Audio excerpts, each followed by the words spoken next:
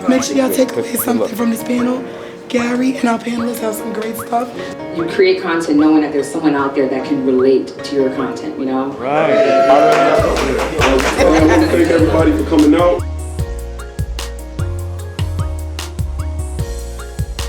My name is Gary Garris Jr. I'm a tech and social media entrepreneur.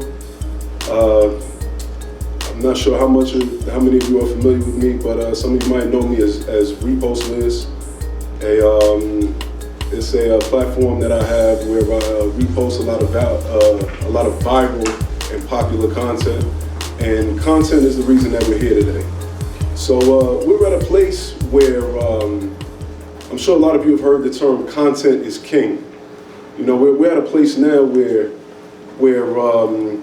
people are now becoming the marketing entities that a lot of businesses were, and a lot of like commercials and stuff were. Like a lot of businesses are now pouring into influencer marketing way more than they are obviously radio and newspapers, but even TV ads. So we're at a time where a lot of people feel like they need to dive into the world of content, but they may not know how. They may not know where to start. They may be apprehensive because it's different from what people expect from them. It's not their typical lane. You know, so one of the things that I wanted to do today was try to put together some established content creators and influencers that have an idea of that journey and can express to you guys what the life is like. You know, from the ideation phase to the to the execution, to dealing with engagement, and just overall, just the and also not just the good stuff, but you know the bad stuff, the not so great stuff that you don't see advertised and posted a lot. So, you know, without further ado, we have Nana B, we have Ike Slimster, and we have Ace General. Why don't you guys, tell them a little about yourselves. What's up, everybody? I'm Ace General. I'm one of the creators of the show Money and Violence, if any of y'all are familiar with that. It doesn't stop there. I create content, event planning, marketing for artists. It's a whole line. But Money and Violence is definitely where y'all would probably remember me from if my face looked familiar. My name is Ike Slimster. My base is comedy. I'm a comedian first. And then I'm a style expert, producer, you name it. Yeah, the list goes on. I basically used people's love for data to do whatever I want. Yes.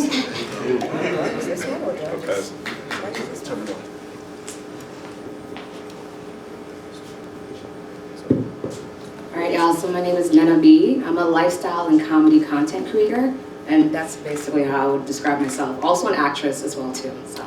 Yeah.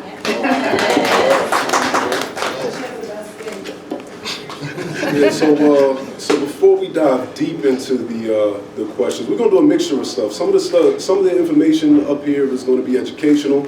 Some of it is going to be, opinion based.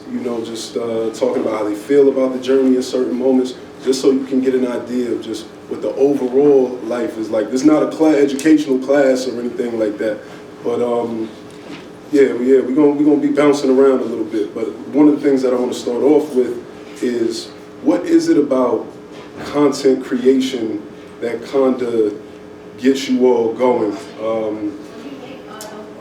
Not even just the ideation or the actual recording process, but what is the thing about it that draws you in, or that's your passion, that kind of like hits all the chords for you internally?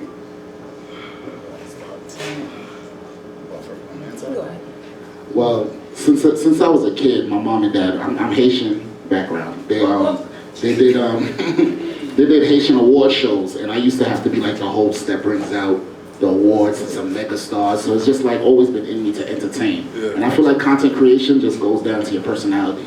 You can have a wide range of personality, and there's going to be a crowd for you. So it's just like giving that out there and knowing people giving you back your feedback. Yeah. That's what motivates me every day. Like a little nostalgic feel to it. Okay, I respect it. Escaping the middleman. I think the way it used to be was like you said, you know, the way it used to be like you had there was a certain order to the industry where you either did auditions or you had to you know, you had to go pitch, or there was several other ways that just like, and if your background was complicated or complex or anything that people hadn't seen before or not mainstream, it was hard to explain. But like content creation sort of like broke that wall down, and now you could be anything anyone has never seen before, but as soon as they get it, you know? And as soon as the companies and the ad agencies see the number, they're not, the numbers are the language. They're not speaking anything else. Now your story's not so complex. It's just 1 million views. It's just 100,000 views, whatever it is. But now you got it. Now you got, you know, you got the gold coins. So you're Super Mario. You know. See what I did there? Okay, all right. I guess for me, I would say what keeps me going as far as content creation goes is just knowing there's a bunch of money there. Once I hear this money, I want to be there. Some honesty. That's me just keep it really, really real right now. When She a Capricorn. I'm a Capricorn, y'all. So once I hear there's any type of money somewhere, I'm trying to be there. So I feel like starting off, I've always wanted to just be into more so acting and TV hosting. Then I started to have friends who were doing the whole content creation stuff, being influencers. Once I started hearing how much they were making, I said, oh, let me start going harder with this stuff. So that's really what keeps me going. I'm just be real honest about it. So it's the money. No, I respect it. I respect it.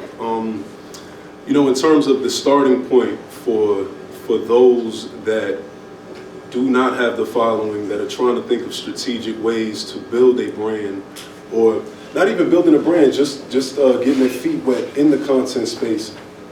We're at a point, even though it is taking over, and it is important for everyone to have some type of idea of the content creation process, we are at a point where it is very, very saturated. Yes. You know, it's incredibly, it feels like any type of business venture of any kind is really saturated. So it's very important to find your own lane, niche, and style to differentiate you from the masses. But it's very hard to do.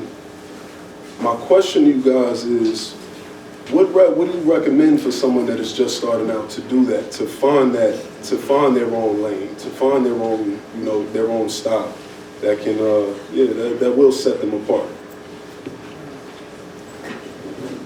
Just like Money and Violence, I'll tell you the backstory. One day we were sitting in the house, this is a true story. Some crazy thing happened, you know, in the neighborhoods, crazy thing happened, and we was like, yo, our life is like a movie. We should record it. And I promise you, the very next day, Mo, Rafe, the one that writes the words, went and got one mic, one camera, and we started recording Money and Violence. 500 million views later, we're here today, you know, so I would just say that you have to start. A lot of y'all have ideas, and I think that's the biggest problem. Y'all scared to start, and then when you start, it's always slow. That first follower, that first person that likes, they're important. Even if you had 10 followers, those 10 people are your crowd. Cater to that crowd. That 10 people becomes your promoters. They start talking about your page, they start sharing you, it turns into 100. The 100 turns into 1,000. You can't look at what everybody else is doing. Stay true to you and just focus on your crowd, and it's gonna grow. But you gotta be consistent as well, you know, so that's what I would say. I mean, he said the basics, yeah, consistency.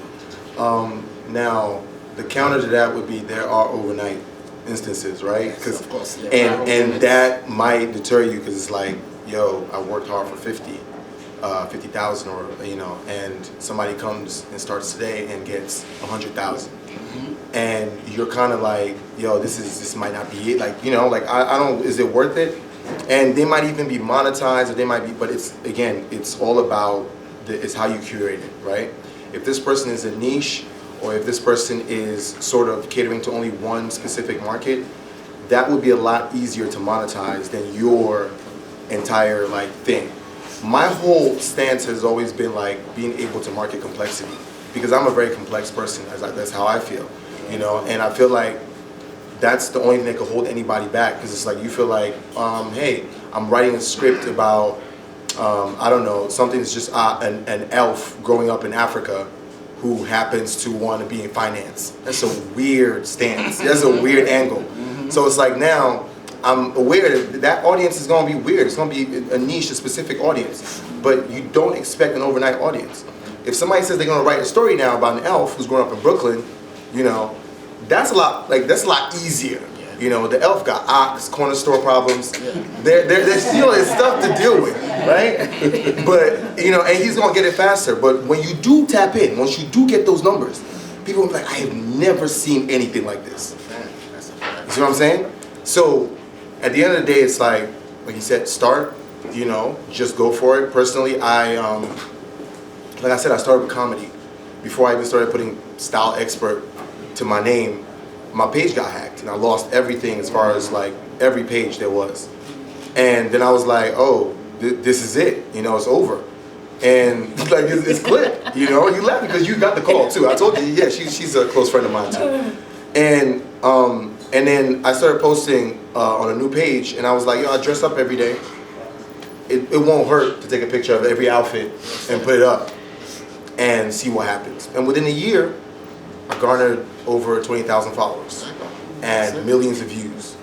And I couldn't believe it. I was like, she told me to say Style Expert, but being fully honest right now. She said, introduce yourself as a Style Expert. I was like, I'm not even that. She was like, but you are now, it's happened. It's happened, you know? So in the end, like you said, start. You know, Nike got it right from the jump, you know? Just do it. That's a fact.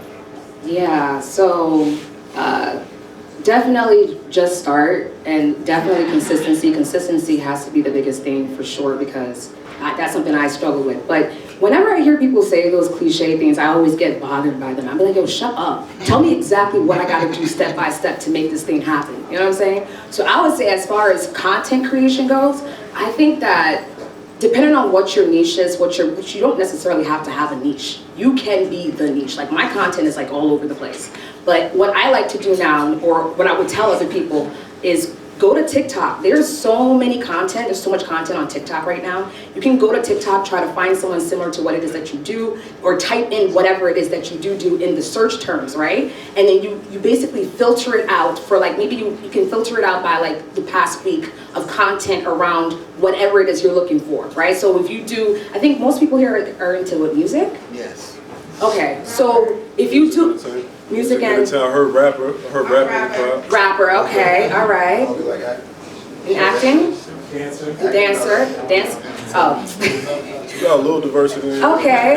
Entertainment, a lot of entertainment. Right. Entertainers in it. Entertains for the most part. Okay, so whatever it is, right? Whether it's music, rapping, you can type those terms into TikTok and filter it by the week, filter it by 3 months, 6 months, and see what's trending as of right now. What are getting the views? And once you see what's getting the views, you figure out how can you do that and put your own spin on it. Tweak you know what I'm saying? You tweak it. I really feel like you got to be very strategic, and there's formulas to everything. Once you figure out the formula, you can low-key go viral. You can gain a lot of followers once you know the formula. You know what I'm saying? And there's a formula for everything. Just strategy. Apply that, and you can figure it out.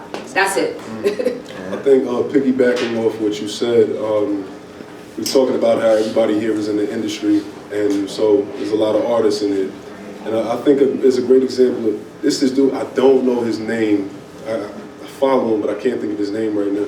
Y'all know the guy who he shows you how to make tracks like Migos? Oh yeah. Yeah, so like he breaks down. It's not just Migos, but that's the one that probably like went the most viral. He breaks down the track and stuff. So he does music. He does music, but you know, because things are so saturated, he had to try to figure out a different twist to market himself. But first and foremost, the biggest thing is if you're gonna treat content creation seriously, you have to treat it like a craft, and you have to get better at it. So you have to become good at it. The better you are at something, the further your stuff is gonna go for less money, for less dollars.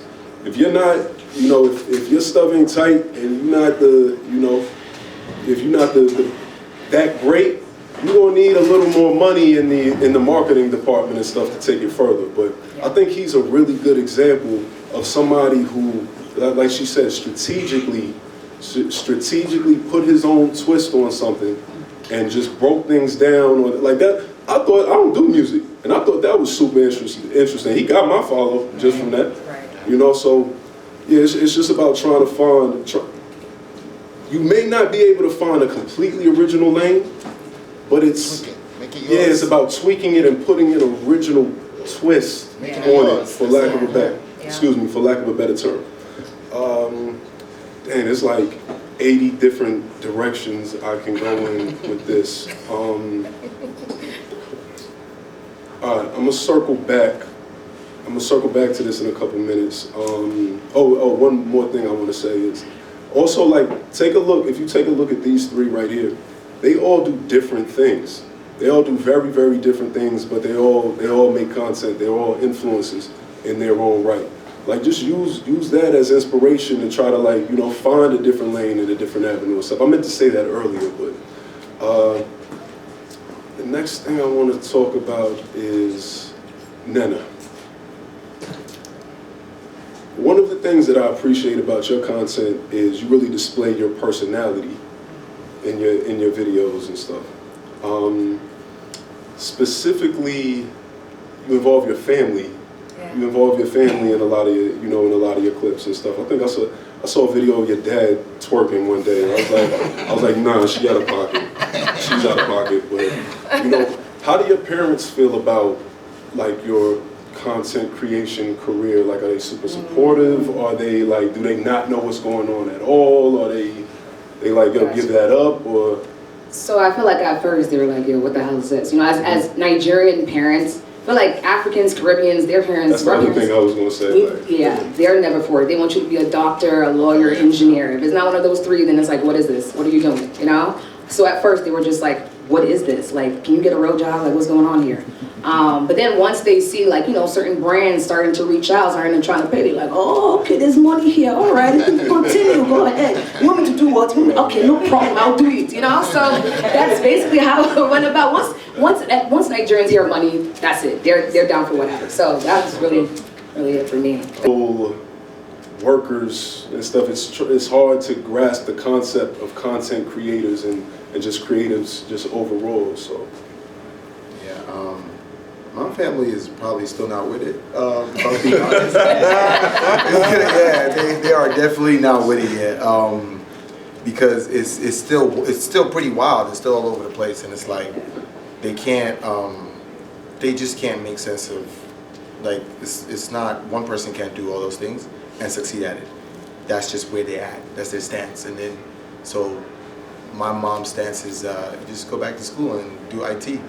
And that's what we had, you know? So I'm doing IT between us. Yeah. Like I stated before, my mom and dad been in the industry in the Caribbean world, so they're very proud. And I'm speaking in the present tense, but my mom did pass away last year, September. So a lot of people that know me, I usually do like behind the scenes stuff, money and violence, marketing, power and finance. I love behind the scenes. My mom always like, yo, why you don't show yourself on the camera? So this year, I started actually doing things like this and showing my face and creating content and working on shows and actually going to auditions and stuff because my mom wanted me to be on the camera more. So my parents' biggest supporters. My dad's the first comment. My mom used to be the first comment, not knowing what I'm talking about on it, but go baby. But yeah, definitely supported me from day one. Oh, my son's a big star, movie star, Money and Violence, you ever heard of it? And I was like, Mom, we only got 100 views. Like, but yeah, since day one, they're big supporters. So like, but I do know what she means with Caribbean parents. My mom wanted me to be a lawyer at first until the Money and Violence thing blew up. Got you. So now,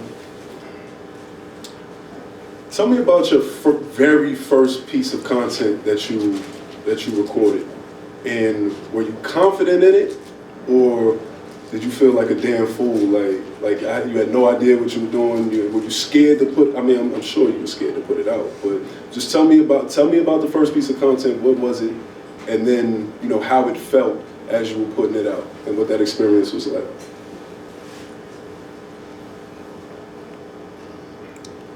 I'm here trying to remember my first piece of I'm trying to remember. No, because I saw the question and I looked down my Instagram, but you know you delete stuff, so I was like, damn, what's my first piece of content? I don't remember. It just mean you working. Yeah, because at first it was just a hobby, right? So I guess I didn't think too much about it. Like, even to this day, there's sometimes when I post content, I'm just like, I'm kind of scared to post it. Like, will this do well? Will people think I'm weird? Because sometimes my content be a little weird. But like, you know, I just post because you just never know. You know what I'm saying? So, dang, I really can't remember my first piece of content though. I don't remember what it was. I think, well, okay, Well, I started out as an artist first. So I was an artist. Turtlenecks and art shows was all I posted. And I posted, yeah, that was everything. And because I was trying to niche down. And I remember the first couple of jokes I told was about my family accepting me as an artist. And I remember the artists were like, yo, you shouldn't do this, you're probably not gonna get your grants. Like if if people saw you, they don't take you seriously as an artist if you keep playing around. So then I was like, I don't even care, I'm not making that much money at art. So I'm just do comedy from now on. And I had a job. I had a production and editorial job that ended up helping out in the content creation. Because I ended up using every skill that I had from that job that I hated so much and I tried to hide from people. That like, because I was selling the image that I was an artist. I was just an artist, but I was working this job day in, day out, going to this desk job and like giving them my all. And every skill I learned there, I got out now and I'm churning out 3 to 4 edits a day, you know, and people are like, yo, you're so good at the social media shit. I'm like, no, there's foundation, there's so much. And then from comedy, I told you the page got hacked and I did the fashion thing. And I didn't think much of it. I didn't think about where I was going to be. I didn't think what was gonna happen. I just thought, you know, this is something I love to do and it feeds me. So I was like, I would like to look at a feed that's well arranged with style on it. So I threw it out there and I did that. And then music production came and I thought everybody samples. We've been hearing samples since Kanye, Dipset, Dilla, everybody samples. I was like, what's a spin on sampling I could take? My mom said do an African sound. I said, I don't want to do African sounds. That's too easy. Everybody's into Afro beats now. Everybody loves Burna Boy. And then I said, oh, let me get videos from indigenous African people in the villages just singing songs and clapping and doing hymns. And let me put that video next to me while I chop it up and play the music that I'm flipping while it's going on. And I was like, I've never seen this before, but that's exactly why. Yeah, that's exactly why this is about to. So I put it on there and I walked away. And the next day, you know, hundreds of thousands of views, a ton of shares, a bunch of comments, and everybody's like, yo, don't let Kanye get his hands on this. And I'm like, oh, like this is it, you know? And I'm getting a bunch of streams and like, it's crazy because like the years prior, I've been making beats for years, for over 10 years. I just didn't think that it was something I should put out. But these were just, again, I'm listing everything so you know it was all trials. I literally just tried. That's it. That's kind of it. I don't think, but if you do have a business that is selling one specific thing, I will say, yeah, Nena's advice is probably the most valuable option. You want to go on TikTok, find that topic, and fine tune it based on the trending. And I want to speak on, like he just said, it's trial and error. To be honest, as a content creator, you never know which one is going to go. The one video you think you put your all into create, don't hit. Then there'll be one random video you do with your friend because the soda spilled some way. It's all over the place. Now Coca-Cola's calling you like, can you spill it again? Like, so you just gotta, I'm so serious. Yeah, that's what I'm talking. Like, they'd be like, what? That's what y'all like? You know, and it's just like, it just happened to happen at that moment, you know? So to speak on my first content was Money and Violence. Once again, like I said, we were supposed to drop it. It was supposed to be a movie at first. We was filming in the snow, 3 months, and we only had 20 minutes of footage. Like, yo, this ain't going nowhere. So we sat down and was like, you know what we're gonna do? We're gonna drop it on the internet, and then every Tuesday, we're gonna keep dropping. That's to motivate us to do it. We dropped it. The first one did like 5,000 views, and then one scene went viral. Somebody, I forgot who it was, reposted, I think it was Fab, and it hit 1 million views. But back then, it was like, you only get like 15 seconds on Instagram. So back then, 1 million views was like, oh, we made it, you know? But so we just, every week, we would film. Tuesday would drop, Wednesday through Monday we would film, edit, get the script, everything, week by week. And we dropped about 33 episodes just like that, you know, non-stop, so. I was gonna add real quick, I was just thinking about my first like viral video. Yeah, I agree, it's like sometimes you don't know what's gonna hit, but sometimes you do be knowing what's actually gonna hit. If you apply that formula, you're real strategic, you can kind of figure out what's gonna hit. So I remember I saw this video of this white girl, right? She did cornrows. Did she actually have cornrows? I have a video. I have a video. I don't even remember how. She was trying to do cornrows, and she put actual corn in her hair to do cornrows, right? So I said, oh, Yo, I think I saw that joint. I was like, this is, and I knew that she did it as in like she wasn't actually trying to make fun of the black culture or anything like that. I know she did it just because it was a funny video. It was kind of like, you know. So I saw that, I said, nah, that's gonna do really well. So I did a video reacting to it with my dad, and that video went viral. Like it was, Ed Sheeran was reposting it. This was like, almost like 3-4 You years became ago. a gift, don't forget that. Oh yeah, my dad became a GIF or GIF. How do you say GIF? GIF. My dad became a GIF for like he would take off he took off his shades in the video, and that video went like super viral. Like people still to this day would hit me up like, isn't it your dad that was this? Weren't you the girl with the corn? I was like, yeah. So sometimes you just kind of pay attention to what's trending, I feel like, and you kind of like, you know, back to what we were saying, you put your twist on it, and it is a lot of trial and error. You gotta do a lot of experimenting. You don't really know for sure. Sometimes you do know, but for the most part, you have to experiment and just see what may work, you know? All right. So I need the three of you to. Can you hear me? Yes. Okay. All right. So I need the three of you to go back in time before you were certified content creators, when you were just brainstorming and just thinking about doing it, right? You have no following. You have nobody knows who you are. No clout. None of that. All right. Just think about that and really immerse yourself into it for a second. You know, when you're starting off, really all you have is your friends, your relationships, and your family, right? And that's a very, very overwhelming and daunting time, you know, because you want to be big, you want to be, you know, a superstar, you want to make all this money, make all this bread, but you know you have a very, very long way to go. In that moment, in this moment that you're at now, nobody, no followers or anything like that, no following, nobody knows you, would you rather, actually, okay, you put some content out, it's not good, all right? You have no idea that it's not good, but it's not good, all right? Would you rather all of your relationships, friendships, family and everything, would you rather them like and comment and share anyway? Or would you rather them do nothing, disregard it completely, and tell you it's trash? So is it like, comment, and share, and make it seem like it's good, make it seem like it's good content, or do nothing and tell you this is not good? Which one would you rather? I prefer the honesty of it's trash, I can start over, because like sharing... But hold on. Put yourself in that place though, for real. No, That means no lights. I'm putting myself in that place because I'm being totally honest. At that point, it's just going to be built off fake. Eventually, they're going to pull your card, and just by like 3 months of trashness, it's over for you anyway. No, because everybody knows that anxiety of thinking you're going to get a certain amount of likes, and it gets nowhere near. Oh, my delete game is quick. Hour went by. Yeah. You know that? Word. Never happened. Listen, find another time to post it. There you go.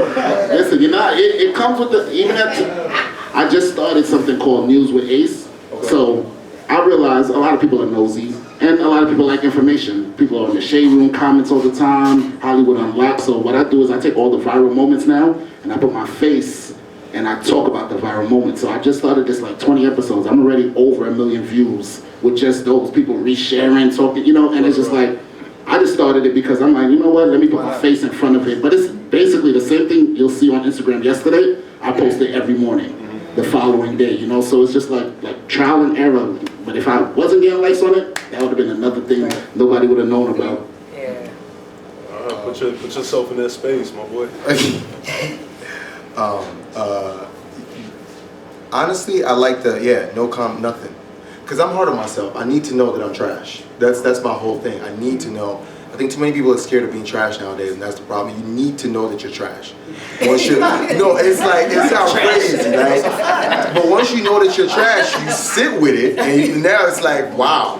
Like, I'm putting this out to the world. I gotta respect myself and respect people. Like, that's not, yeah. So it's like, once you, and then the fear, it's like we're so scared of ourselves that we forget, like, if you get 30 likes, that's just 30 people. Or if you get, matter of fact, let's use views for the honesty. If you get only 100 views, that's just 100 people that saw that. That means the world didn't see that. It's just 100 people. you paranoid because of 100. It's just 100. That is trash. I was just about to speak on that. I was just about to speak on that. Because my family think it's trash, don't mean my friends think it's trash. Oh, I was just about to speak on My friends think that. it's trash, don't mean my friends. and that's and to know your audience because trash also got a market. Be honest,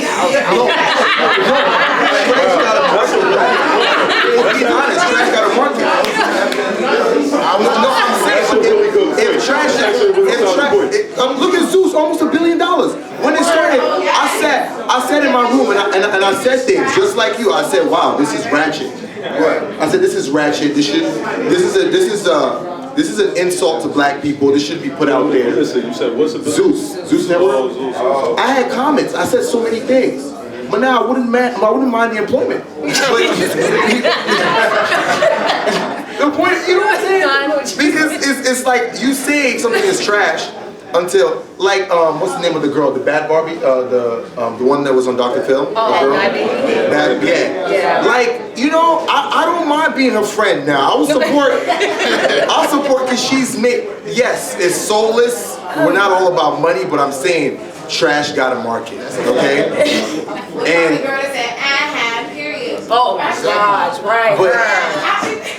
Tell her what you mean. Her. But let me drive the point home. Let me drive the point home. The point is, I've seen people. That's trash. That's what the sheep. It's Eventually, I've seen people do this thing where, and I have to learn it from other people's pages. I haven't even done it yet, and it's something I'm going to try to do in the future. They get 300 views or 50 views on a video, and they keep posting that same video.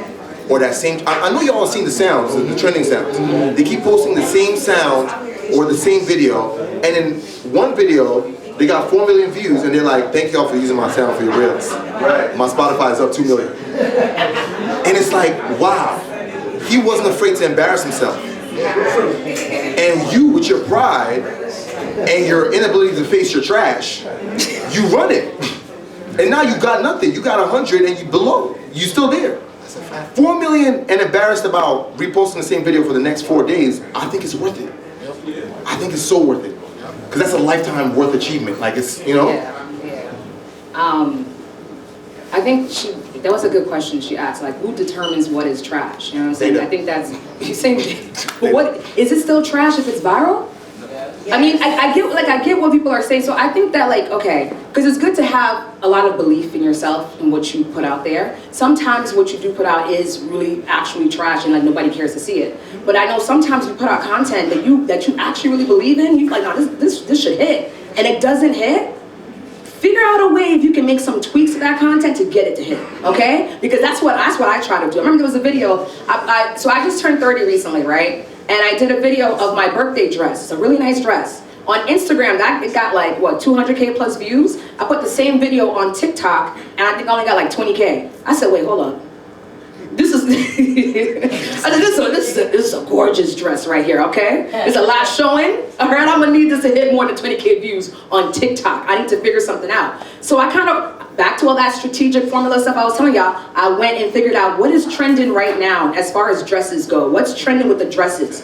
Okay, I see there's this trend going on where it's, how do I explain it to y'all? It's a trend where people show what their dress looks like without wearing it. And it looks small and tiny, or the dress was made of mirror, like glass. So if I just hold the dress up, you're looking like, yo, what is that, right? So I started off the video with just looking at the dress like, yo, what is this? Then it cuts to the same video of me wearing the dress and walking. That got 400, 500K views? Tweak that shit. If you really believe in yourself, tweak it and figure out how to get those views, because you can figure it out. You just gotta be strategic. On some real, I really believe in that, She's right, because we in the same group chat. I told him, he didn't believe me. Yeah. He didn't believe me, you wouldn't believe me, right?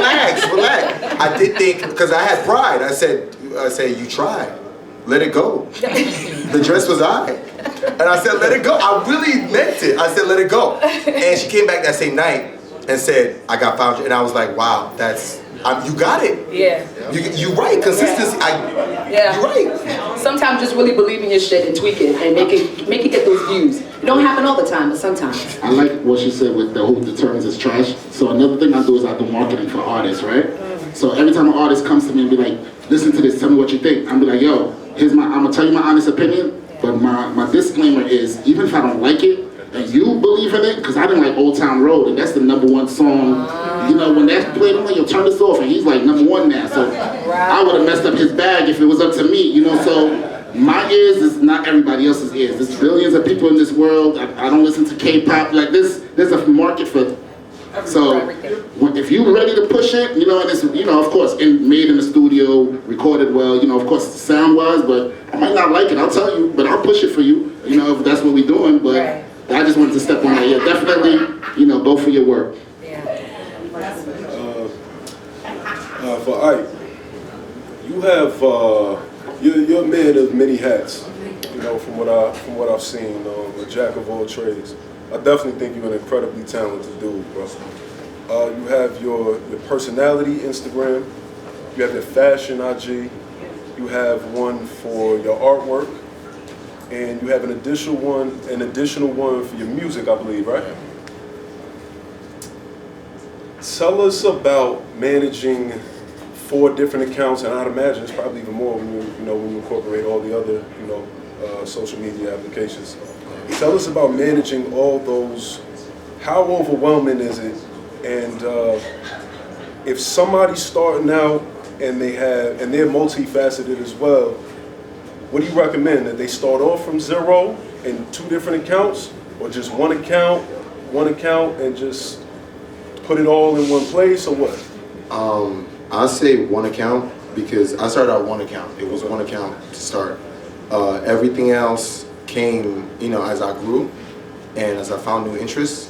I would say, and I believe that certain genres of art can just exist. They don't have to be chasing views or anything trendy all the time. Like music and art, those are evergreen. Those will last forever. Those people are gonna get touched forever by that. You don't have to, So I figured if I had a music page, I could just leave that to do what it does, and art can just do what it does. Like you want to see art with nice sensual music with a vibe, you go to the art page. You want to get the music and see like ancient African sounds or people getting sampled, you go to that page. You want to go to the fashion page where you want to see nicely curated fits, you go to that page. But if I want to express myself without limits, my main page is that was where it started before every other page came. That was the main point. I said, this is Ike, this is who I am. Everything else will be like, variants of me, like Kang. Anybody seen Ant-Man? But yeah, variants of me, and basically I'd use that to sort of put those talents out. But you need one main page to sell the message that this is who you are, this is your identity, and this is what it is. And everything else is just, you get the idea. And it is hard to manage. It's a lot of coffee. A lot of coffee. I don't really, my time is very, very limited, especially when it comes to like social things. Like I'm kind of like here and there. I'm painting a piece, I'm making a beat, and then I'm thinking of a joke, and it's all happening at the same time. The best part is that the jokes come so effortlessly, so that's not hard. That's like, I think of a thought and I make a video about it. This morning I made a video on this girl in my DM thinks I'm handsome, and that's because I heard the audio. This boy in my DM thinks I'm pretty. Yeah, I know y'all heard it on yeah. So I decided to make the guy version. I said, this girl think I'm handsome, and I said, why don't she say something else like I'm handsome or something, And I put it out and it did great, and it was just a shot. But my music, I spent like a good 3 hours this morning trying to find a proper sample, trying to find the proper drums, trying to do all of that. Tonight, right before bed, I'm probably gonna touch up a painting. So it's seamlessly woven into my life. Because if I say it's my passion, it's not just something I just say, for a good sound bite. It really is my passion. And it's like, passion, I mean, besides the views, like, it gotta be there regardless. Like, you have to love it. Like, it's not, like, content is cool, and it's great, but I really do love when I hit the right gradient with paint. I love when I find the right drums, like when I put together the right fit. Like all of that, great to me. Like now if everybody loves it, that's great, but all of that's great to me, but I gotta pay rent, right? So now I'm looking at the numbers, hoping they hit so I can pay rent. But first and foremost is the passion. Yeah. So that's how I do it. All right, so in the journey of the three of you, what's the toughest part of content creation? Like the part that you loathe, it's tiring, it's exhausting. Like one specific, like, I mean, I guess it could be more than one thing, but like, is there one specific thing that's just like, this is the part that I absolutely just hate? I think my hardest was the trial for me was consistency at first. Like that was my biggest issue. Like I did a viral video and I used to just, oh, I like it for like 7 days, and it's like, yo, why you ain't post nothing else? And yo, the internet, out of sight, out of mind. If you take too long to, it's like, okay, we on to the next person. Like it's so quick. But if you stay consistent without being annoying, because it's like a borderline of, okay, you posting too much. You know, like, it's hard to explain, but consistency was my biggest issue. Like, you have to get up, you have to keep going and be creative and find new ways to express yourself and, you know, cater to your crowd and the people that are actually pushing you and promoting you, because you're basically like their TV show, you know, like, so they want to be entertained. So if you already got that crowd, you got to keep building on it. So I would say consistency was, you know, my biggest issue.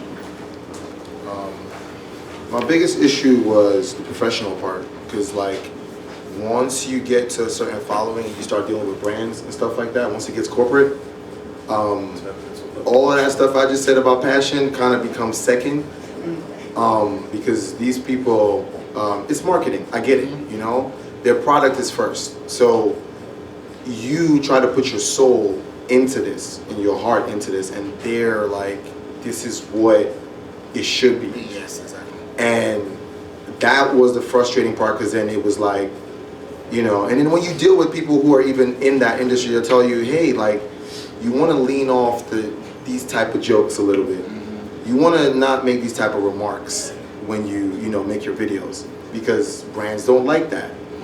I think that was the frustrating part. That was the part that I couldn't, I'm still having a hard time with, but, you know, again, I got to pay rent. So I'll go with it, but it's annoying, you know? Yeah, that's definitely it for me. Well, I'm really bad with consistency as well too. It's hard being consistent, but yeah, it's definitely the brand stuff, right? Because the brands want to see certain types of content, and if you're not making those certain types of content, they don't want to work with you. So how are you going to make money? You know, so that's why my content has now started to gear towards lifestyle now, because a lot of brands are in the lifestyle space. I feel like my content at a point, it kind of got a little too sexy.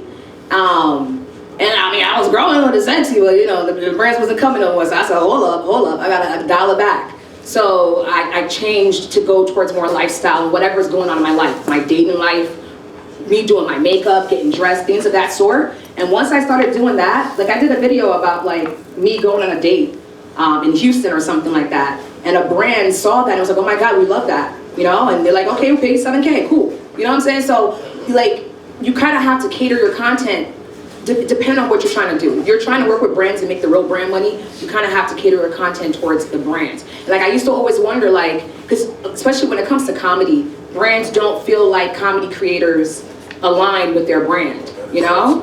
And same thing with the sexy, because I used to, you know, Jada Waiter has so much influence. Like that girl, Jada Waiter, and what's the other one, Ari? What's the other girl named Ari? Ari Fletcher? They have so much influence, and I used to wonder, like, why are the big brands with the really big money not working with these girls? And it's because these brands are family friendly, so they look at them like these girls are too sexy for us to want to work with. Despite them having so much influence, despite them being able to bring a lot of money to their brand, they're just like, nah. So once I realized that, I've now started to change my content. I cover up, you don't see no cleavage no more, you know? Try to come a little professional, and now I'm starting to get more brand deals again. So yeah, trying to appeal to brands is like the issue. All right, gotcha. So one of the things that I was wondering about you and your content is, you just said it, you talk a lot about your dating life. Yeah. Now in that, does that make it, do you ever get worried about, do you ever get worried about like turning off the wrong person or something like that, because they don't want to be, they're scared to be mentioned in the videos or something? Yeah, I actually just went through something with that recently. I actually called him about it. He was like, yo, I try to tell you, you can't be doing all that. But yeah, some men are not, you know, some men come across my content and they may feel a type of way. You know, I just try to be honest about my experience and what I'm going through. Y'all know what the streets is like. It's crazy out there, okay? So I just be telling my truth about what I go through in the dating world. And some guys that I've kind of like, you know, talked about, I mean, you would never know who the guy is. So that's why I be confused sometimes, like when a guy gets upset, I'm like, nobody knows it's you. Like, why do you care so much? He said, yeah, but you're being a bit negative. I was like, I didn't think it was negative, but whatever. I apologize. Somebody gonna put it together one day. Nobody's gonna know who that, no. So I do worry. I do worry. But at the same time, it's like, if this won't get to the bag, then like, I don't know what to tell you. I gotta, you know, we established from the beginning, I'm a Capricorn, I'm going after the bag. So I'm gonna continue making my content. And I feel like the guy that's right for me, he'll get me, he'll understand what I have to do. So that's it. Yeah, because I actually was wondering that for myself at one point. As I'm out on the platform and as I'm trying to nap, Mike is dead. So yeah, so I was wondering that for myself. As I'm trying to figure out what new direction I'm about to take my platform, I've brainstormed a ton of ideas, you know, with my natural personality, my interests and everything. And yeah, I've got a pretty interesting dating life. And you know, but I could never give myself to talk. Like I'm not a person, you gotta know yourself. So everybody in here, you're way more comfortable talking about your personal life publicly probably than I am.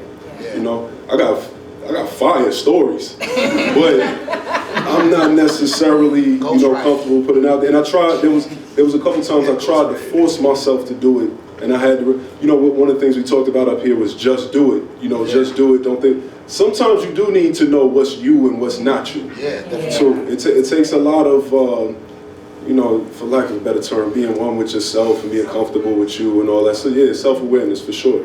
So, but now I specifically was wondering that about you because that's something I had thought about talking about, you know, personal life and my, you know, in some content creation, specifically dating life. So, yeah. Well, actually, I'm asking questions. I was gonna say, what's dope about that though, the internet is you can create an alternate universe for yourself. I know an OG right now, like Hood is, and he runs like one of the biggest blogs, and nobody knows it's him. Yeah. You know what I mean? And like, I'm just keep saying, like you can have a cartoon page that speaks of your experiences, and nobody has to know it's you. You know, like, and just build off that. And you know, live through that Instagram or that Facebook. So that's the great thing about social media. So actually, you hit a point that I was gonna bring up towards the end.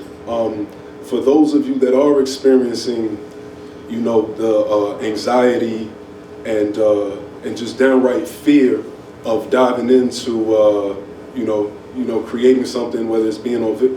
Now, in terms of being on video, I don't know what to specifically tell you. That's something that you do have to figure out how to just jump into. But he specifically hit one of the things that I was going to say. There's nothing wrong with doing something anonymously. Yeah. You know, I got a homegirl. We just had this conversation probably about a month ago. She does music. And she does like tarot cards, and that ain't really my lane and all that. But she was, one of the things she was really worried about is she was worried about, well, both of them. She was worried about how people were going to feel about her doing the tarot cards publicly, you know, being looked at as I don't know, it's from the spiritual side. Yeah, I ain't want to say it, but you know. And then also, from talking with her, she wasn't very confident, you know, in her music and all that, and how it was going to be received from people who don't even know that she does music. So that's one of the things she was talking about, like, I'm really thinking about just releasing music anonymously and putting my all into that and just seeing what kind of hits. Kind of like on some, on some her stuff, except for like, you know, not showing your face at all. There's a couple other artists that have done it, but her was probably the one that's done it, you know, obviously the one that's done it the best. But yeah, you just hit that point, and I think that's a really a jewel that, you know, those of you who just can't, you just feel paralyzed when it comes to actually doing something and executing. that might be the route for you until you build that confidence up to put yourself behind the camera. Two microphones. Hold on. Actually, yeah. Let's talk about that. My bad. Fear. Anxiety, being paralyzed. What is your advice for overcoming it for the people that are dealing with it? Being paralyzed, that's the extreme, but it all comes down to caring about what people think and worrying about what people's opinions of you are. And I know we just say that just sounds like a cliche. Man, don't care about what people think. And we know that's the right information, but it's hard to actually internalize that and live your life by that. What would you say? What would you say to people to try to overcome that to a degree? It's for everybody. I think the human experience is collective. It's a collective experience. I think everybody thinks you're living a very unique story that has never ever been told. But if there was a way to explore every human person on earth, you probably will find similar stories to yours. There's no way you're not gonna find that. So it's for me, I believe that if you don't tell that story, that other person like you is never gonna hear that story. Yeah. That's the whole point of TV shows, marketing, everything works because everybody sees themselves in it, right? And that's one person seeing them, one person, sees themselves in it, they decide to make a show on that, 4 million people love that show.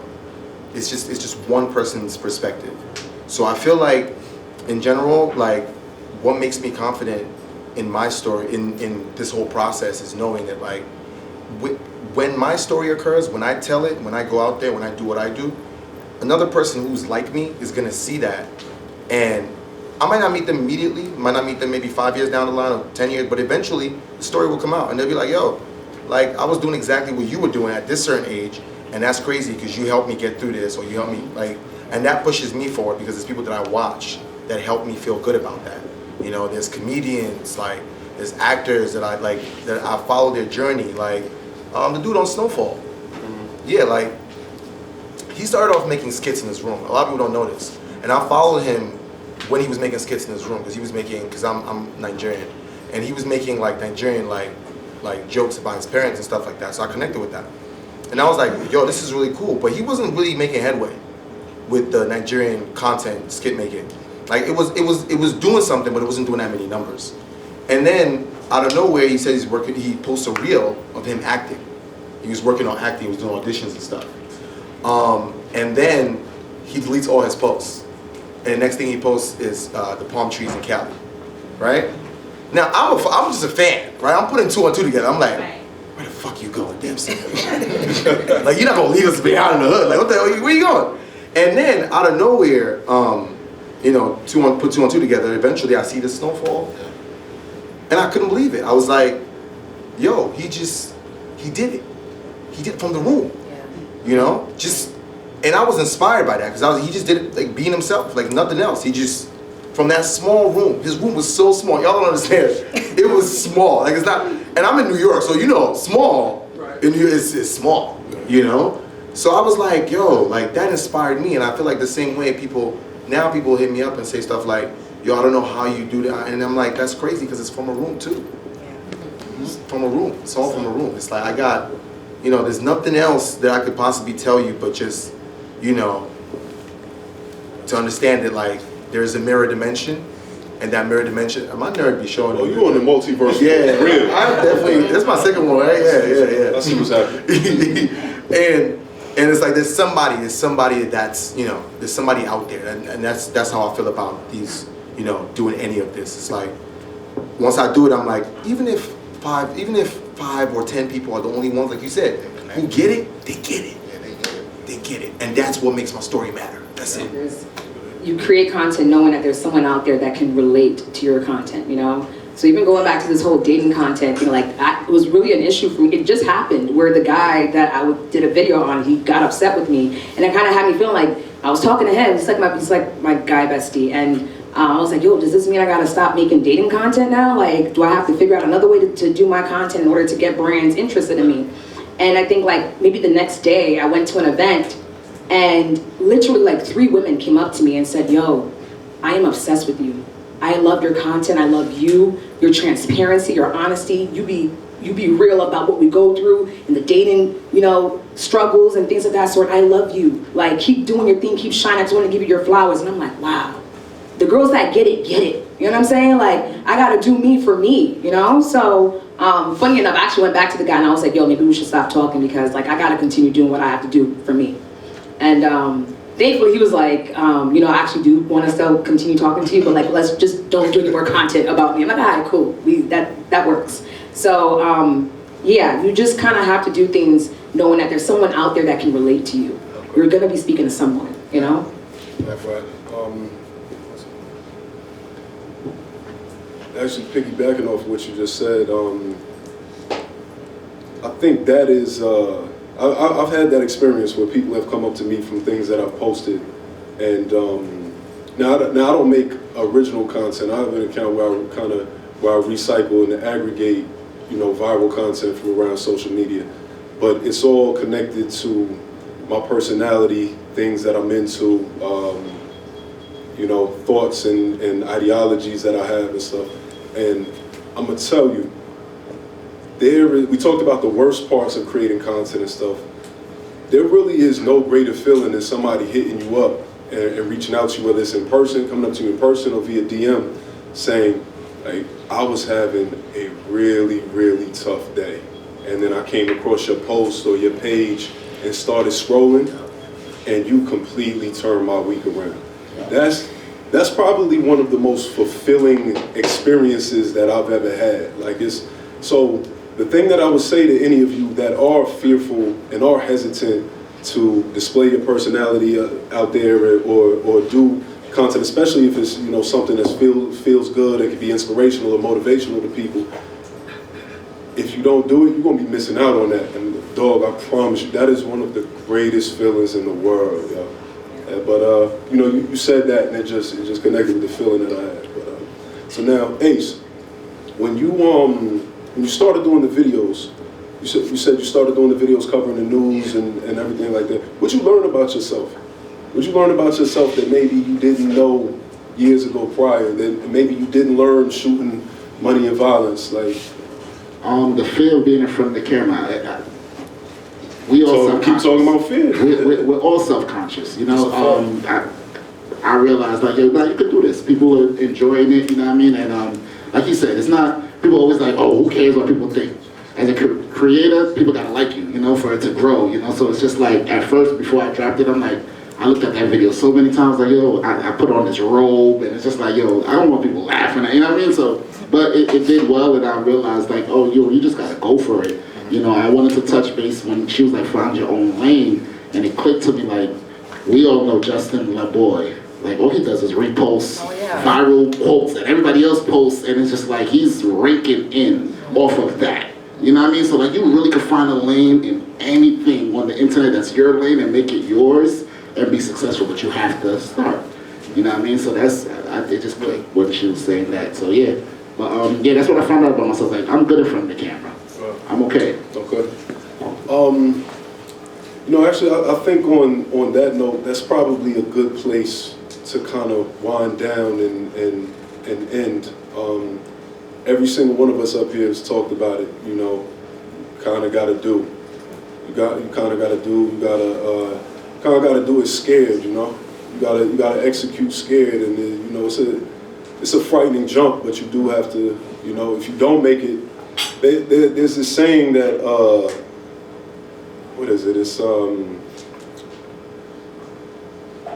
fear and anxiety weighs in ounces, but regret, it weighs in tons. And that's something, man, you don't want to be 10 years down the line, you know, wishing you had done more, wishing you applied yourself more, and you know, that's probably where I would leave. I know there was a couple people that had some questions. Anybody? All right, let's get to it. You go, my man. You spoke briefly about that you lost your page. I'm sure a lot of people here lost their pages. So what are you doing, or is there something you are doing to gather your followers and get them into your database? Because there was a Vine, there was a MySpace, no longer exists. You have to start from scratch. Is there something that you do to gather your audience and keep your audience, because you don't own your audience? Yes. I have on my website, which is like my call to action in my bio on Instagram, I make sure everybody subscribes and puts their email in there, so like right when you get to the website. So that also helps me keep a database of like people like who are fans or who have visited my website. Ultimately, it's actually terrifying. There's no way to, unless you do build a teaching platform that has a paywall, that's the only way to build a community outside of social media. And it's scary because it's like, you know, there's no guarantee. There is this company, they didn't pay me for this is free promo. This company called Notch, right? Yeah, they're supposed to get notched. It's not in New York yet though, right? That I'm not sure. I haven't actually used it, but I'm very familiar with it. It's basically like insurance for your. Yeah, the company. Yeah, the company is basically. And Dag, I was actually trying to get them to sponsor this panel. I thought about it late though. Oh, wow. I thought about it very late. But yeah, it's essentially an insurance company for your social media accounts. I've looked at it a little bit. I'm not exactly sure how it works and what the payment and everything is like, but that is an option to actually look into, you know, because it's never happened to me losing one of my accounts. Dang, I can only imagine how that feels, man. Yeah, right. You know, so it might be something to look into. I had to go up to the mountains to try to find myself again. I wish that was a joke, but I really went to Maryland. But yeah, build that email subscriber list off of there, and like, you know who your most valuable people are, and those people are the people that decide to follow you off of the platform. You know, so that way it's not so dependent on those people. But yeah, that's everything I got. I also had lost my page for like 7 months, the longest 7 months ever. 400 emails back and forth with Facebook and bots. I finally got my page back. Because they're terrible with Yeah, they're the worst, but you gotta stay consistent on it. One thing I always tell my clients too, another thing is, like they said, Instagram shuts down sometimes, Twitter, you just never know. When you guys are in spaces like this, network, I feel like a lot of times I see people come, they listen in and then they walk out. Don't talk to nobody else. You don't know who this guy is. You don't know who she is. That could be your next cameraman. That could be your next producer. That could be your next videographer. Like, especially in New York. I go to a lot of other states and it's a lot of it. But New Yorkers, I think everybody feels like, I'm a celeb. You know, the hairstylist is like, I'm a celeb. But the barber, I'm a celeb. You know, everybody's a little too cool. But that's how you build your network. Like, you gotta talk in these places. You know, when you go out to eat, speak to that waitress. She might be a TikTok star. You never know. You know, these people have regular jobs. The nurses, the network. Speak up, you know, as a creator. That's how I feel. Can I just say real quick, and I didn't even plug my own situation, but real quick, I have a company called Amped TV Network, which is Amplify Artist Voices. Just go to amptvnetwork.com, you can learn more about it. It's just another channel on Roku and stuff like that. So. Okay, dope. You gonna have your moment. You gonna have your moment. Put that in there. Plug that It's in. gonna be on Apple TV as well, so it's on Roku. TV Network. All right, I just wanted to know, in y'all opinion, how important are the aesthetics? Because I feel like I've been trying to make reels and I haven't been as successful, and then I look at other reels that's kind of like similar to mine, and I notice their aesthetics are really nice, but I'm just like, I don't know how to either improve my aesthetics or, I don't know. What is your content? What do you do? That's a good question. So I do media. I work at Hot 97, so I work with music and news, like hip hop news. Okay. My content isn't really that. It'll be like more my personal content though, like me like dancing or singing a song or like something like that. So would you say lifestyle in a sense? Yeah, maybe it's lifestyle sort of thing. What's your goal with it? Is it that you want to grow a following just so you can have the following, or are you actually trying to like partner with brands and things of that sort? Yeah, I want to work more with brands eventually, so I'm just trying to be more appealing to them. I've even like reached out to them. I don't even know like what's the proper approach to like Right. do that?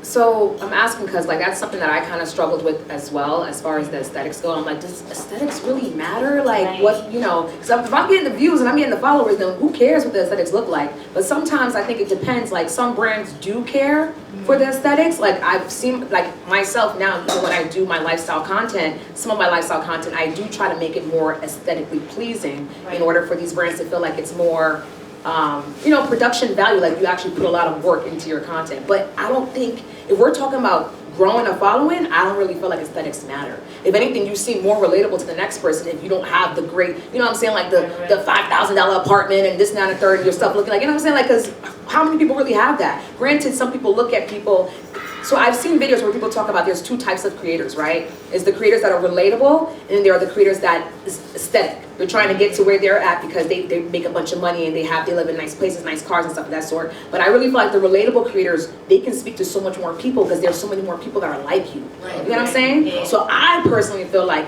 aesthetics doesn't really matter. Maybe later on down the line when you're trying to work with certain types of brands that want your content to look a certain type of way. But for the most part, I don't feel like it does. There's this one lady on TikTok, she started creating videos as of late where her whole house is a mess.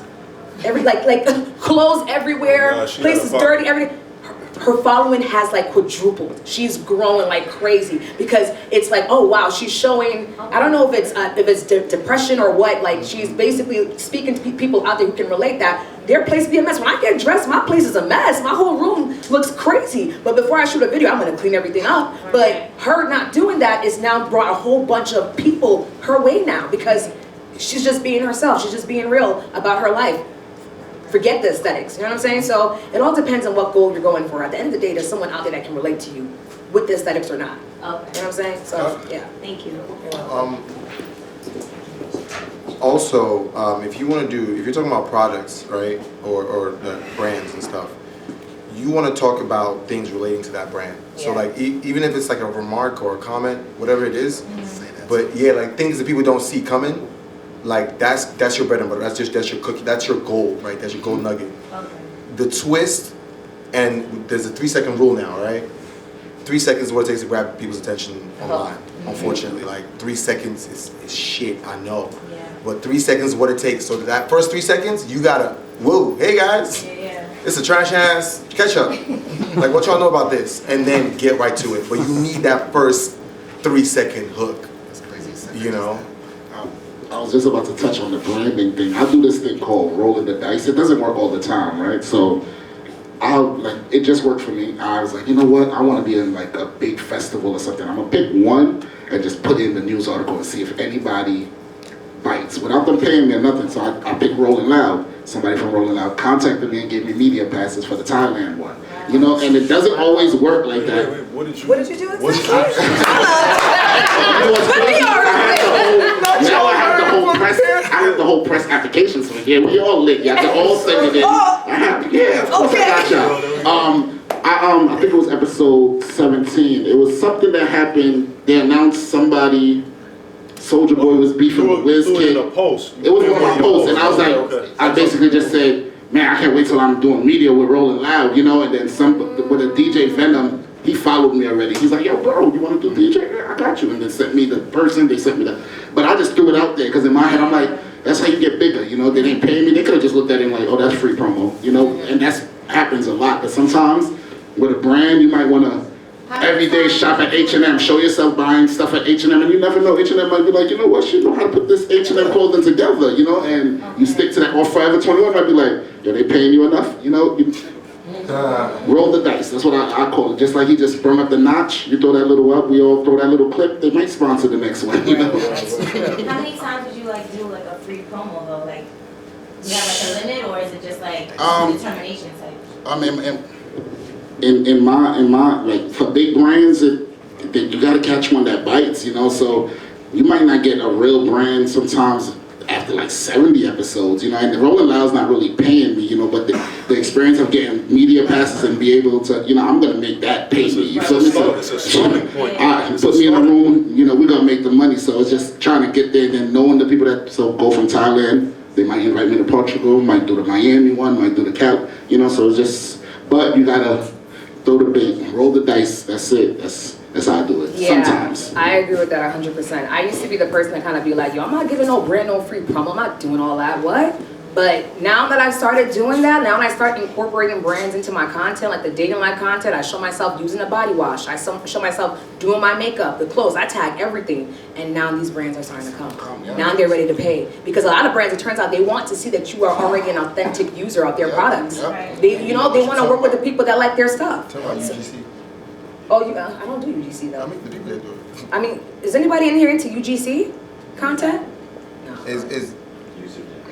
Okay, you speak on it. Go ahead. It's basically like people who do content just for the advertising part. They don't do it for following. They do it for the brand to like it. So it's like your goal there is more like whitelisting than content for your page.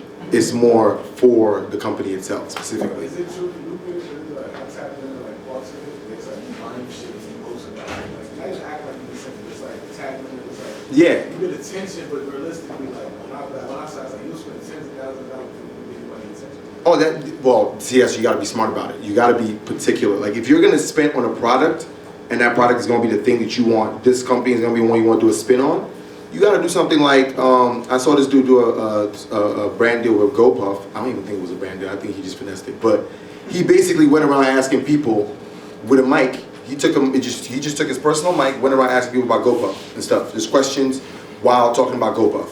Essentially like incorporating that marketing bit, right? Just pushing that little bit in there to make it a little special and make the company go, hey, like you got something that we need. You got something we like. You're loud about us. And you value us, we value you. It's very simple exchange. So I feel like if you were able to put a twist on every product you got your hands on, it could be anything. These tacos right here, anything, right? Whatever hot sauce they're using right here. If you did a quick video, and it could be the lower the quality, honestly, the better people can relate to it.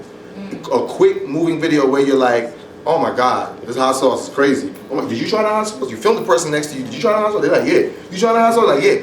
Everybody, after 5 people, everybody on TikTok is like, yo, what hot sauce is that? What the hell? How'd she do that? You know, and then you got it, you know? But you got to put a twist, you know, you got to put that, you know, 3-second rule. I think, sorry, I'm just going to add real quick. I think it's also, you should also try to pay attention to the connections that you may have as well. You know what I'm saying? If you say you're a Hot 97, you probably know some people who are in other places that can, you know, as far as influencer marketing goes, that can get you a bag. Like, I'm having. Listen, me and him were just talking about it. We were like, yo, we were like, these people know that we create content and we have a following. How come they're not putting us onto these opportunities? Like, yo, what's going on? Like, why do they not like us? Like, what's happening? Do they have something out for us? But I realized sometimes people really, although they're watching you and they know about what you do, sometimes they're just not really paying that much attention. Like, they don't think to bring you up just for whatever the reason may be. They might assume you already have the shit. Exactly, that's what I was just about to say. So, like, for example, recently, there's this person that works at, like, a big media company. And she follows my content, she loves my content. And sometimes, you know, we'll DM and she'll comment and this and that and the third, right? So I think she moved over to this other brand that's a really big brand. And I didn't know about it, but she invited me to, like, a movie screening that the brand was having. So I went with my sister, and my sister was like, yo, does she work at this brand? And I was like, no, she works at this other place, but I think she's like, oh, I think she works here now. She's like, you should ask her. So I asked her, like, you work here? She's like, yeah, I do. I was like, yo, do you know who's in charge of influencer marketing? She's like, oh, yeah, I could connect you with the person. She connected me with the person, and now I'm going to South by Southwest next 2 weeks. They're paying me, they're flying me out, they're holding out the hotel, food, everything is taken care of. You know what I'm saying? I'm like, wow. You know? I love that. It's basically closed mouths don't get fed. That's exactly what it is. I go in any office, I speak, what you do? Oh, they'll tell you, if they say no, that's the same answer you would have had before you walked in. That's it. Right. You gotta speak up. Like, that's the New Yorker problem too. You have to vocalize. Yeah. So I want to touch base back on the consistency. What is, like, do you have like a goal in place that you try to like achieve every week to try to make sure that you have like a certain amount of content put out? And I know you said you like kind of struggle with consistency, so I would like to have like hear from you what your strategy is to kind of complete those that goal of hitting the videos you need. Yeah, I'm really bad, y'all. Like, I have my streaks, I have my moments where I go in and then I just like, yeah, I'm tired, I don't know if I want to do that. But for example, like, okay, I was like, let me try to grow my TikTok. Me and him actually had a little challenge to see who could hit 100K, which I think is a good way to kind of, if you're a competitive person, right? I'm like, one. You won't, but I passed you now. Anyway, I think it's good to, probably have friends that can keep you accountable to whatever those goals that you have in mind are, right? Because that really kind of helps you, at least for me, helps me to keep going. But I knew that I wanted to hit 100, I think I was at like 70 or 60K on TikTok, and I wanted to hit 100K. So all that stuff I said about the formula, the strategy, and this and the third, I went and did that. I was like, yo, what is trending on TikTok right now? What's working out? I experimented with some videos here and there. I saw this one thing was doing really well. I said, oh.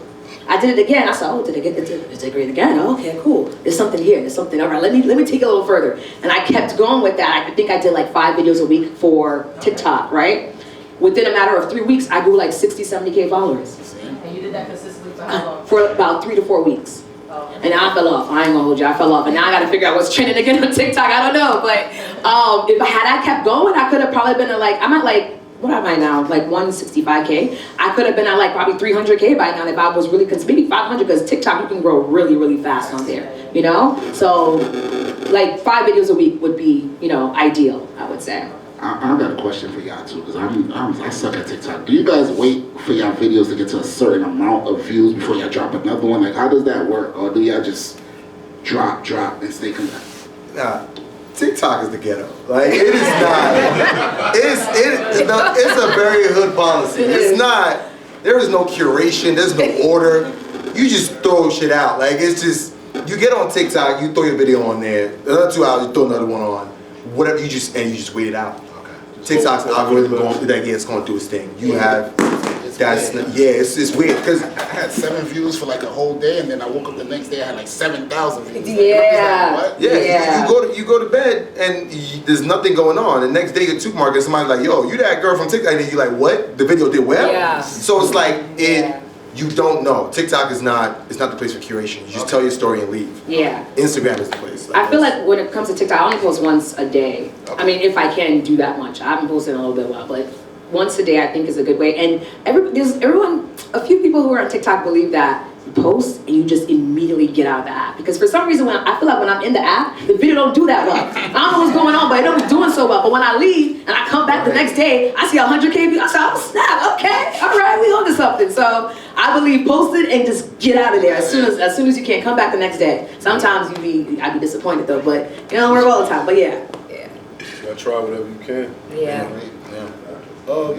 Back to what you were talking about.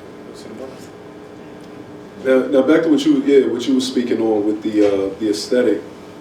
Now you're talking about this is Instagram. Yeah. I will say this. I don't know specifically for aesthetic, but my recommendation would be make sure when somebody goes and this was actually a learning experience. This is something I always knew, but it's something in the last couple of weeks that really, really hit home for me, specifically as David and I were putting together this panel. My suggestion to you would be make sure that when somebody comes to your page, make sure your content is, he said it earlier, he said niching down. Make sure it's clear what your content is about. As I was looking through people and trying to figure out who I wanted to be on the panel, I'm not going to lie, there's a good amount of people that had a pretty solid following, but I overlooked and didn't reach out to them because when I went to their page, I wasn't really sure what I wasn't really sure what their thing was. And it's very clear, the two of them specifically, it is very clear when you go to their page what their lane is, what the vibe is, the type of content that they make. So I've always knew this. Because in content creation that's always been preached. But this was a live example of me being like, wow, that is super, super important. And that's something that even and I have a pretty substantial following, but that's something that I deal with, like trying to figure out, okay, what is my lane going to be moving forward? And what direction am I going to go in? And I'm in the same boat as you, trying to figure it out. So I can't comment on the aesthetic part, but to keep it real with you, it's always nice you hit somebody's page and it look good. Like it definitely doesn't hurt. More than anything, it goes the extra mile. It's icing on the cake for sure. So I don't know if that helps you at all, but Any more questions from anybody, or that's pretty much that's pretty much it. What's happening?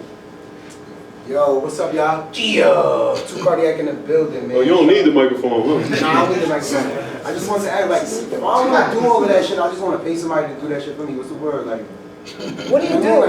Like one of the brothers said, if you don't want to do that shit, you pay somebody else to do the shit for you. So how much You does mean- somebody charge, like, to fix your Instagram up, the way that it should? You mean actually like filming and producing the content, or managing Like the managing social the media, page, yo, like this the is how I want you to engagement? post Like, this, like, I mean, there's different people for both. I can't give you an exact price. You really would have to like go out there and reach out to people and ask like a social media manager and stuff. Yeah, there's people like that though. What kind of content do you do? I do music. You do music. So you're literally just looking for someone to post the content for you, and that's it. Like, or you want someone to strategize and come up with how the content. Strategize and yeah, like, cause you know I be busy. I do a lot. Like I do photo booth. I sell fur. Gotcha. Okay, you a hustler. You're looking. It sounds like to me you're looking for more somebody that's in like creative strategy and they almost like an agency almost to help you out more than somebody just to manage your page. Somebody that's gonna tell me, nah, don't post it like that. Post it like this. Do it like this. Yeah. Somebody that just understands. A strategist for sure. If I were you, I'd go on a place like Fiverr or what's the other one? Upwork. And like Upwork specifically, and just, you know, you make a listing as to like what you're looking for. Like I'm looking for a creative strategist that can do this, that, and the third. And someone will respond to you that says that they can do that, and you figure out what price works with them, and you do that. That's the best way I would say for you to go about that, because there's people out there that can do it. It's just kind of hard to find them. But Upwork is a great place to find people that can do some creative stuff for you. No, I appreciate that. Yeah. No, that's a good point. Now if you go on Fiverr, you'll probably be able to find work for cheaper. Yeah. You'll be able to find work for cheaper, but the duration of time, it may not be the best, and the duration of time will be longer. If Upwork usually has a higher quality like individual that's there that has better experience, and you'll be able to look to see their previous work and stuff like that. They'll have the good thing about the results and all that, right? Yeah. But the best thing the reason I like Upwork is because they have authentic ratings and reviews in terms of the previous work that they've done, because all the payments and everything is on the system. So you know, if whoever the person is, if they didn't do a good job, it'll probably reflect in their rating and on the reviews that they have. Okay. But no, I appreciate that. No problem at all. That's good money. Well, it's time. Hey, thank you for everybody for coming out, man. The bottom of my heart, I really appreciate it. Gotta take the risk. You gotta make the jump out there. You gotta do it scared, for real. Everybody's always worried about what people think, and that's a natural instinct, but you know, it's all about these upcoming years are about just moving forward and taking the leap, and whatever it is that you're doing. Hey y'all, my name is Nana B. You're watching AMP TV. If you want to be a content creator, the main thing here is to be strategic and find a formula. There's a strategy for everything. Once you apply that, you can make it happen. Hey y'all, this is AMP TV and you are rocking with Ike Slimster. For anybody who's trying to make some content, get out there, just do it. At the end of the day, you know, you're gonna touch somebody, anybody. Maybe it might be your body, I don't know.